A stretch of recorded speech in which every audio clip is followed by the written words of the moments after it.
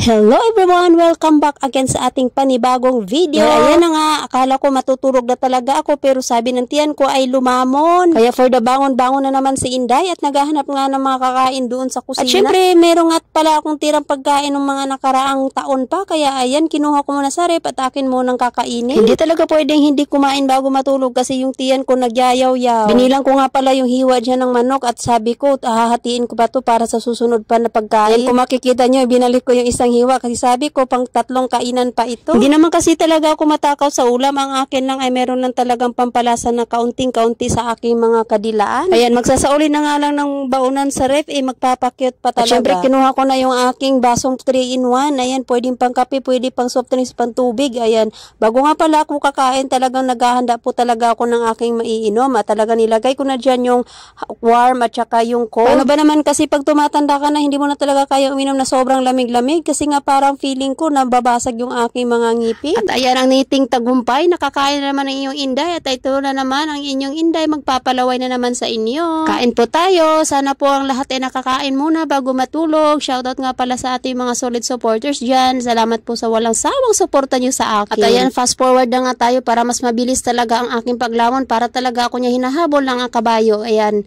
sana naman maintindihan nyo na nagmamadali talaga ko. Ay charot lang, hindi po ako nagmamadali, fast forward lang po yan. Kasi feel ko talaga yung aking pagkain. Sabi ko ay maraming salamat Lord at talagang araw-araw binibigyan mo ako ng maraming blessings sa akin at saka sa aking pamilya. Kaya maraming salamat po. Alam niyo ba habang kumakain ako dyan, parang naghahanap pa ako ng ibang malalamon. Ay nako, hindi, tumahimik ka na nga dyan, tiyan ka. Talaga naman, hindi ka na nagsasawa sa kakahanap ng pagkain. Ay nako naman. Alam niyo ba naman kasi bilang isang OFW, kailangan talagang madiskarte ka para naman may makain ka. Ay hindi pwede talaga dito ang panganganga lang, ay hindi talaga walang magbibigay sa iyo.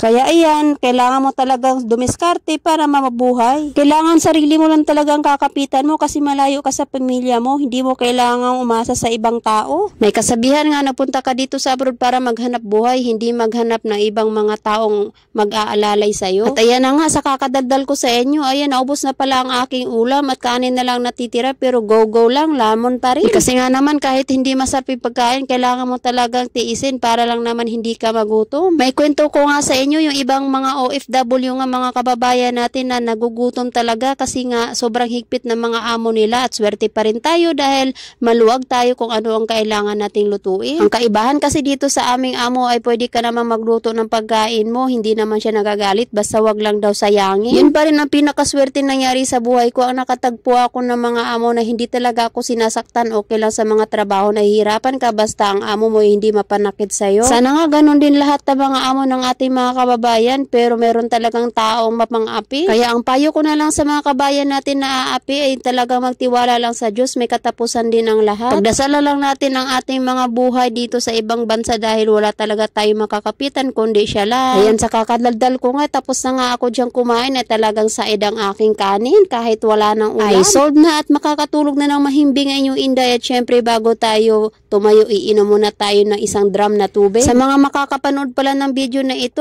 comment nyo nga naman dyan kung saan kayo at para naman malaman ko kung saan talaga nakakarating ang aking video.